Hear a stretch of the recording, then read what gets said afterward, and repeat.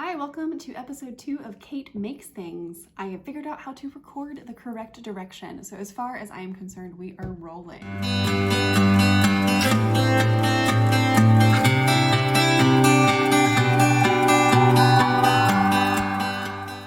Hi, I'm Kate. I'm a knitter and crocheter, and I work primarily with non-wool yarns, so cotton, silk, linen, bamboo, acrylic, all those things. I have sensitive skin, so my skin isn't particularly happy wearing wool, and I live in a climate where it doesn't make a whole lot of sense to get used to wool.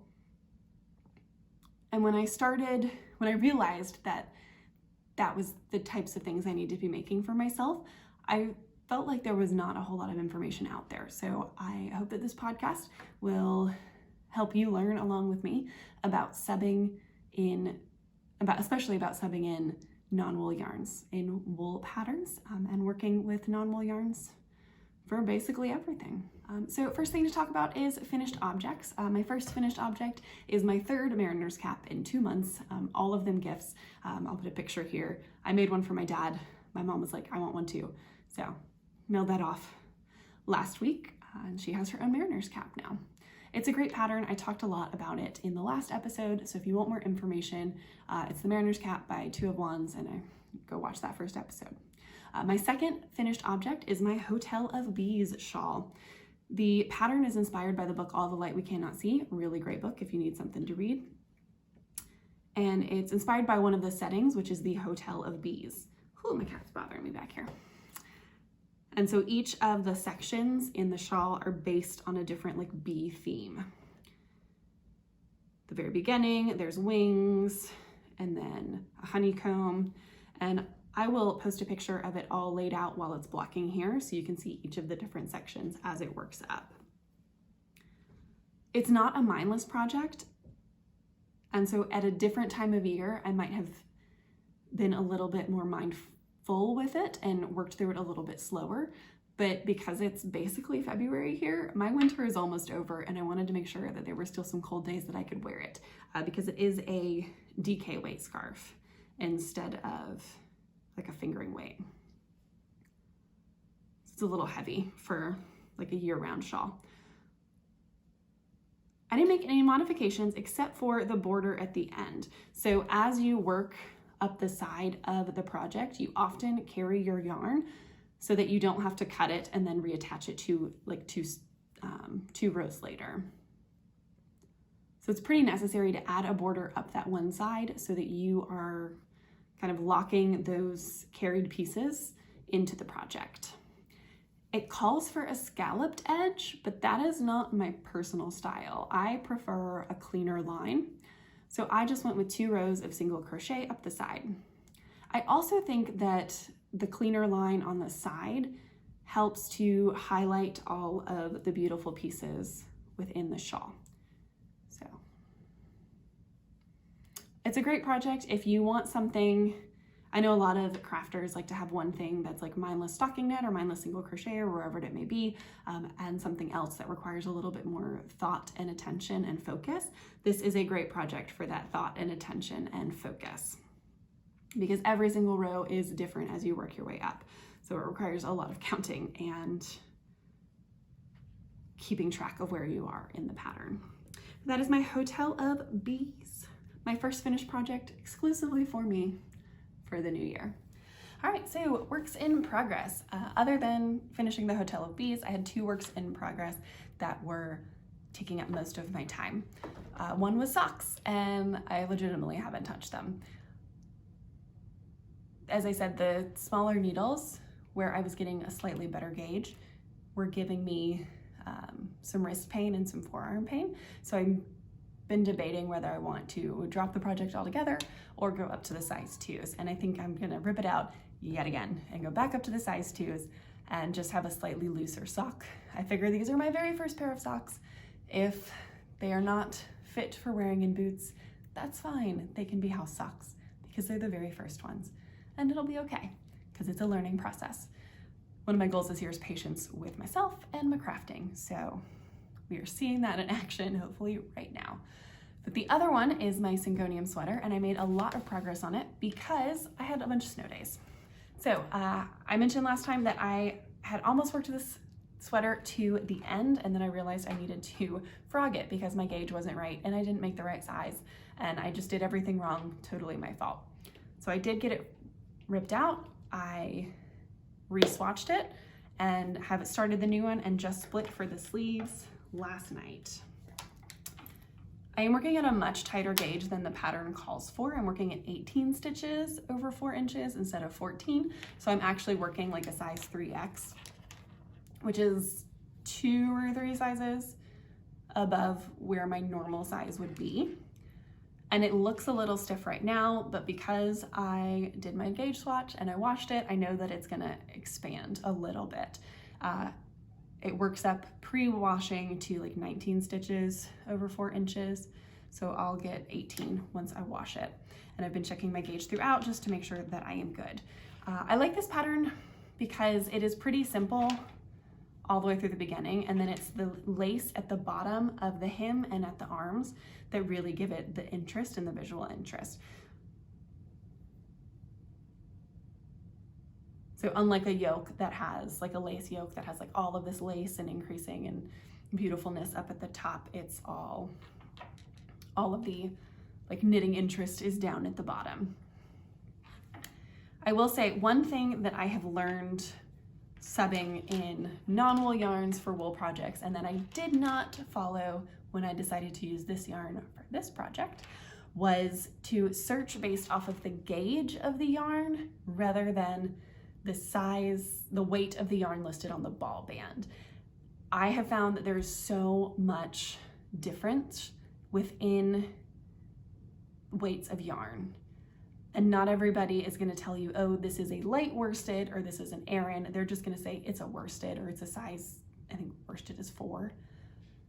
And so there is so much variation with that. And I feel like the variation grows even larger when you are talking about working with a non-wool yarn.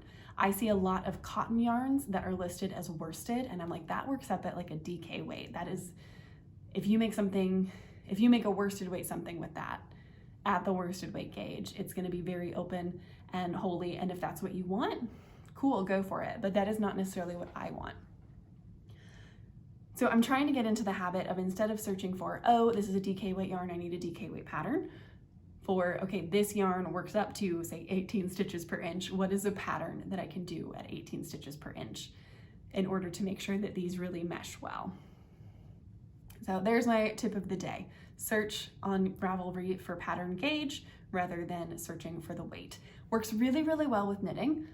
It's a little harder with crochet for a couple of reasons. One, yarn manufacturers don't always put a crochet gauge on their ball band or even like list what it would be. And so sometimes you kind of have to take a guess. Although you can tell like, oh, this is on the lighter side of worsted based on the knitting gauge, ball band gauge if you want to. The other thing is that there are so many different crochet stitches, and so the swatches are always going to be different, right? A swatch of all single crochet is going to be different than a swatch of all double crochet. And then if you add in like, oh, 1 row of single, 1 row of double, that's going to be totally different.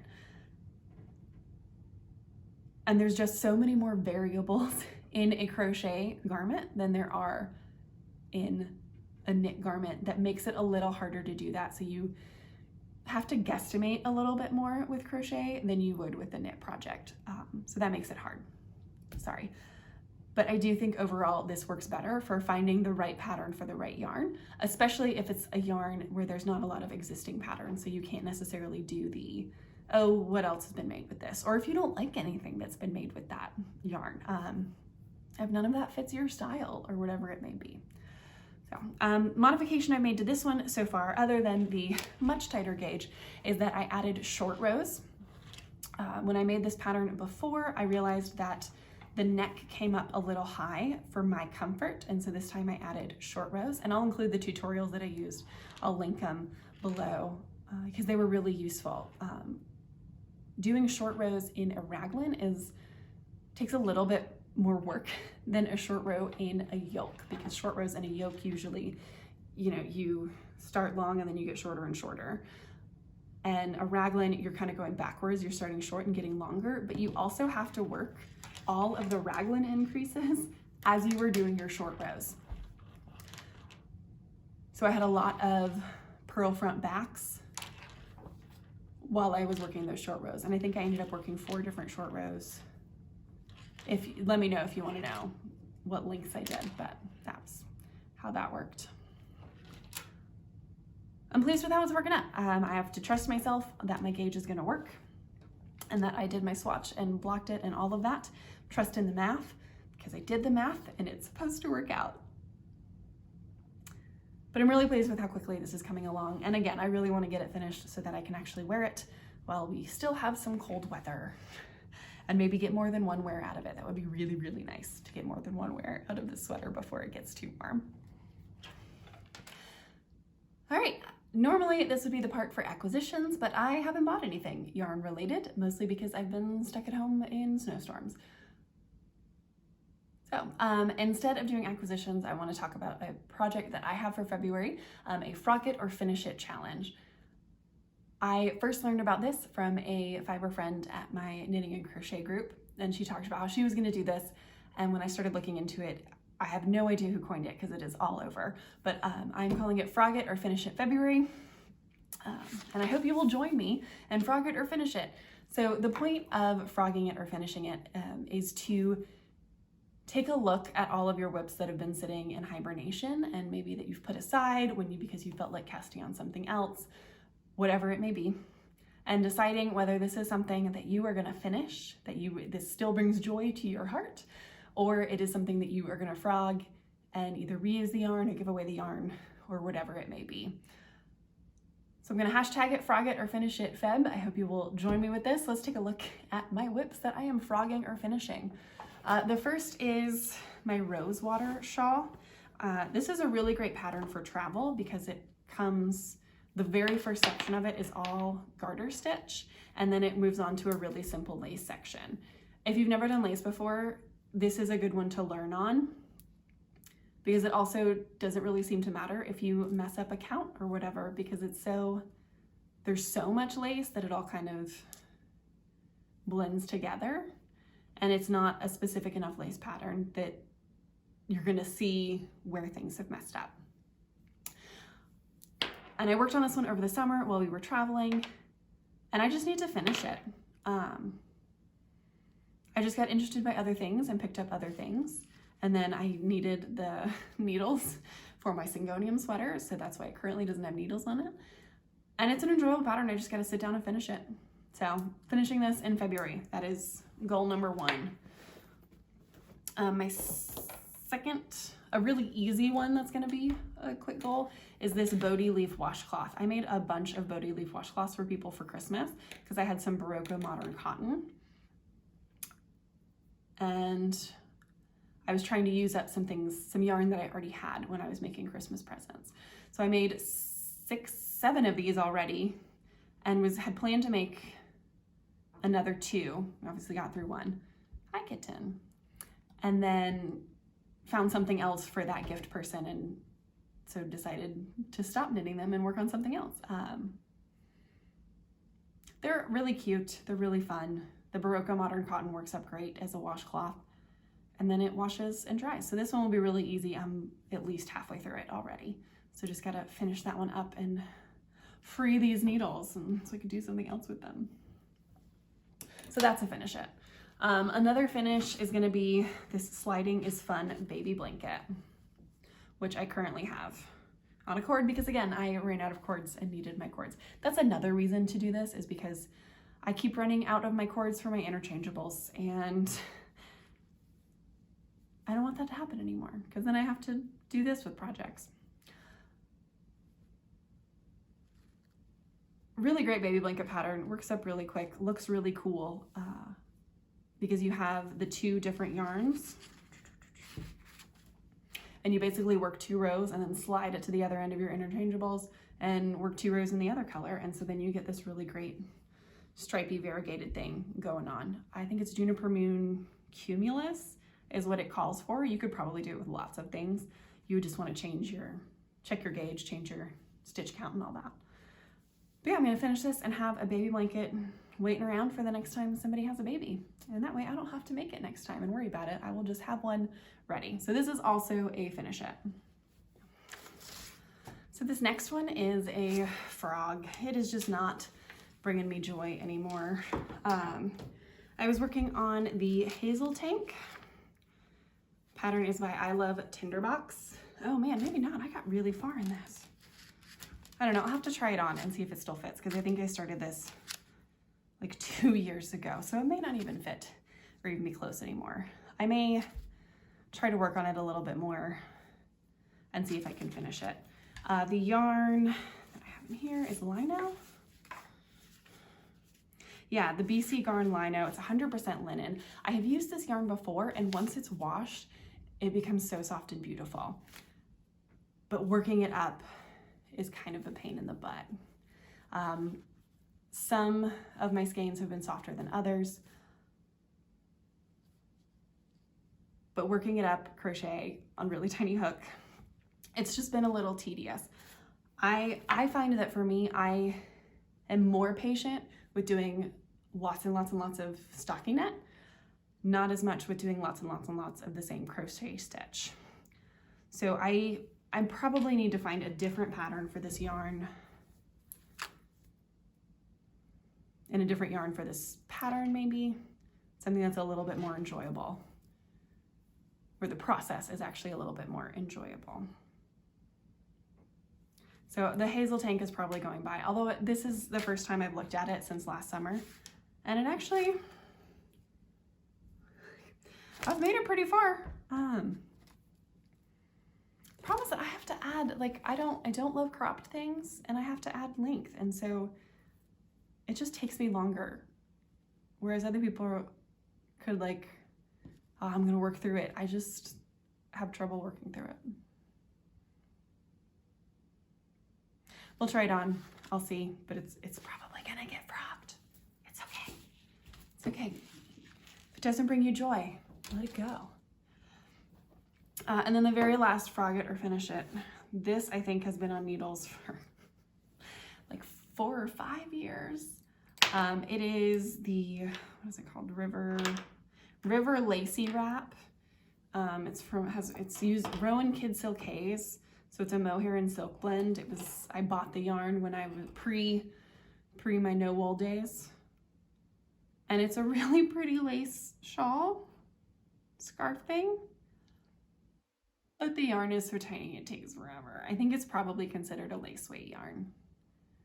And it is not mindless, and it just takes forever. The other problem is that it's mohair, and you can't frog mohair because it just gets locked up on itself. But I don't want to finish it. I'm tired of working on it. I had like just started the second ball of yarn of like 2 of 2. But like, this is how much of it there's left. This one's definitely not bringing me joy anymore. So since I can't frog the mohair, honestly, my thought is that I will give it away, needles, pattern, and all, to anyone who wants to finish it, and they are welcome to keep the finished project. I also don't love these cords. Anyways. Yeah. So if you think you might be interested in it and finishing this up, let me know, and you're free to take a stab at it. If I don't hear from anybody, we have a fabric and yarn like workshop in town that takes donations, and you can then you can just go and pick up like any yarn or fabric or anything that you want. So it's kind of a nice donation center. So I might print out the pattern and put it with this in like a gallon Ziploc bag and take it down there and be like, here, anyone who wants it is welcome to finish this guy, because he is not making me happy anymore. Yeah. So poor Lacy River Lacy Wrap. So sad to see you go, but also not at all sad to see you go. So yeah, that's my plan for my finish or frog it or finish it February. Lots more finishing than frogging, but that's okay, because they are things that make me happy. two last things I wanted to talk about. There are several make-alongs going on in February. The first is the F Winter Mal, F Winter Make-Along with Knitting Tipsy, and here's the hashtag. That runs January 29th through February 15th, and the goal is just to make a spring or a summer something. To stop focusing on wintry makes, especially those of us that are quickly moving towards spring, and focus on spring and summer makes, which is perfect for those of us who work with cotton, with non-wool yarns, with cotton, silks, linens, all of that. Perfect for spring and summer makes. This is our season, y'all. We are getting to our season. So let's do it. She's got lots of, she'll have lots of prizes. So you just post with the F Winter Mal hashtag, and yeah, maybe you'll win something.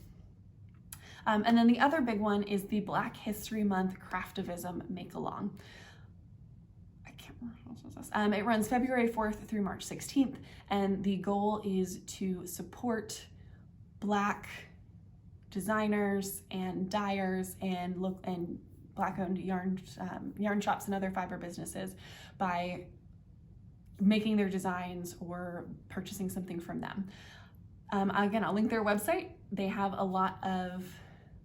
some featured designers and featured stores, but they also have lots of suggestions for both knitting and crochet patterns that are from really great Black designers. And while they may only list like 1 or 2 patterns for each designer, you're also welcome to go back into that designer's kind of backlist and see what types of things they might have.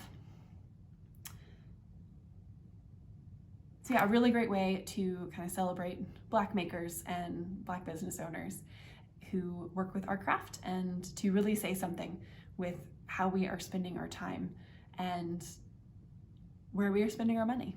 So a great thing. I haven't decided what I'm gonna make for either of those yet. It may come down to how quickly I can get things finished / frogged. So we shall see. Thank you so much for joining me for episode 2. Please leave a comment if you have any questions or advice for me. I would love to hear it, and I hope I will see you in a few weeks when we're back. Happy crafting!